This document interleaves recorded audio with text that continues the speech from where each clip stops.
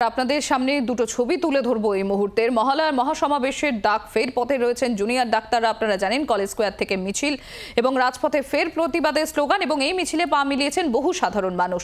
অপরদিকে আপনারা দেখতে পাচ্ছেন এই মুহূর্তে যোধপুর পাক 95 পল্লীতে রয়েছেন মুখ্যমন্ত্রী মমতা বন্দ্যোপাধ্যায়। মহালয়া দেবীপক্ষের সূচনাতে বিভিন্ন জায়গার পুজো উদ্বোধন করছেন মুখ্যমন্ত্রী মমতা বন্দ্যোপাধ্যায়। এখন থেকে ভলেন্টিয়ার্স টিম রেডি রাখুন এবং প্রশাসন আপনাদের সব রকম সহযোগিতা করবেন, কিন্তু প্রশাসন একা তো কিছু করতে পারে না, ক্লাবের সহযোগিতা ছাড়া। আমরা প্রায় 48,000 ক্লাবকে এবার সাহায্য করেছি।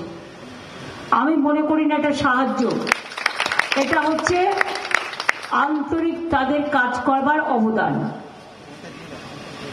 অনেক ক্লাব আছে যাদের ক্ষমতা আছে, কিন্তু একটা গ্রামের ক্লাব, একটা ছোট্ট ক্লাব, তাদের ক্ষমতা নেই। সবটাই একটা গাছে যদি ফল হয় সবাইকে ভাগ করে দিতে হয়। একা কি সব ফল খাওয়া যায়? খাওয়া যায় না। সেই রকম জীবনে যেটা ভালো জিনিস সবাইকে ভাগ করে দিতে হয়। সবাই ভালো থাকুন, জীবনে কখনো হতাশ হবেন না। সব সময় মনে রাখবেন একটা পথ বন্ধ হলে আর একটা পথ খোলা আছে। এগিয়ে যাবেন নিজের প্রতি আস্থা রেখে, ভরসা রেখে। কে কি বললো তাতে কি যায় আসে? রামকৃষ্ণ পরমহংসদেবকেও তো অনেকে পাগলা ঠাকুর বলতেন, তাতে কি তার গায়ে ফোসকা পড়েছিল? পড়েনি। বলতে দিন, কারো বলবার স্বাধীনতা আছে, আবার কারো শোনবার স্বাধীনতা আছে। বলতে দিন, যে যার মতো স্বাধীন মন্তব্য ব্যক্ত করুন, কোনো অসুবিধে নেই, কিন্তু সেই সব শুনে মন খারাপ করবেন না। সবসময় ভালো থাকবেন, সুস্থ থাকবেন, আর নিজের প্রতি নিজে আস্থা রাখবেন। মনে রাখবেন, আমরা যদি খারাপ কথা চিন্তা করি বাচ্চাদের উপর কটু প্রভাব পড়ে।